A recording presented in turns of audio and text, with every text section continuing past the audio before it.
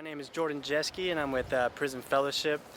I'm actually one of the field directors here on the Central Coast, and my job is to actually implement programs here in Salinas Valley, also in CTF.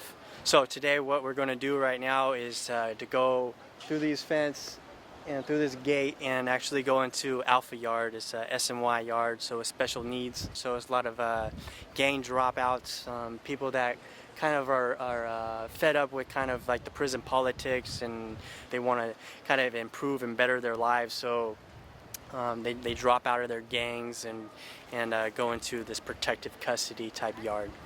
So we're going to interview one of my guys. His name's Rick Cadriel. He's actually the first lifer to ever get parole from Salinas Valley State Prison since it's been open. So it's been open for about 18 years.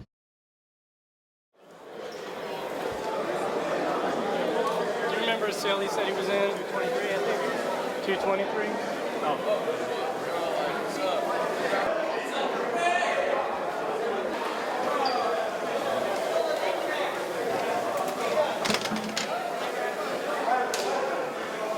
Okay, good. You probably have to stand where you can. Hey, this is your pad, huh? This is nice. My name's Rick. I'm 42 years old. I've been in prison for the last 25 years. I came in as a juvenile when I was 17 years old, and I recently got granted parole from the parole board in December 2013.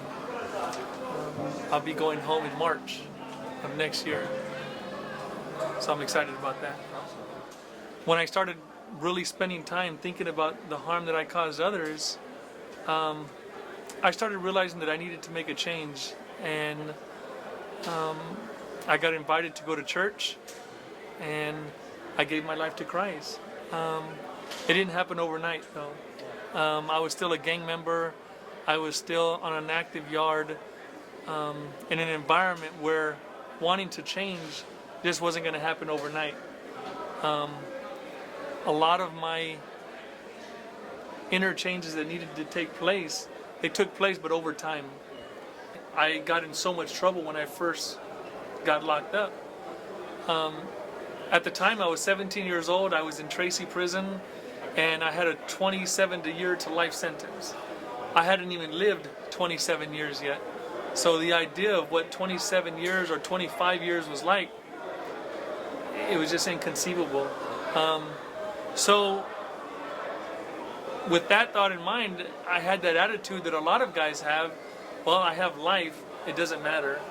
I can just live and just do whatever I want to do.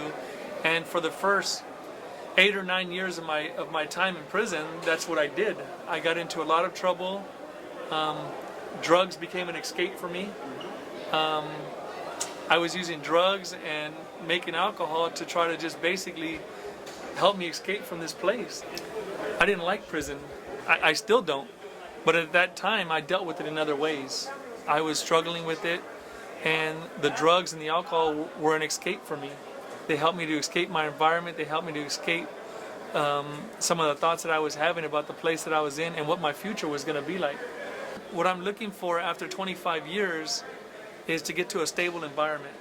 Just to get to a stable environment where I can continue to have a little bit of structure that'll help me readjust to society after 25 years. I have this thought in my mind that I'm a well-adjusted individual, but there's so many things out there that I've never experienced before. I don't want to be overwhelmed by society. I don't want to be overwhelmed by the freedom by experiencing after 25 years. You know, I met Jordan briefly. He stopped by here one time, and it happened to be the one time that I was sitting next to him, and it happened to be right before I was getting ready to go to board in a few months. And one of my greatest needs was having a place to go when I got out. My family lives out of state, so I don't really have anybody here in California anymore. And one of the requirements that the parole board expects of you is to have a place to go when you get out. They want you to have a stable environment. I didn't have that, and I shared that with Jordan, and he just happened to be the right guy to talk to. And he shared everything about the Bridge program with me and about how he might be able to help me out. And him and Mike came and interviewed me, and they were gracious enough to accept me. I wouldn't be the person that I am if they wouldn't sacrifice some of their time to make some of these groups and other things possible. So I owe a lot of gratitude to them also.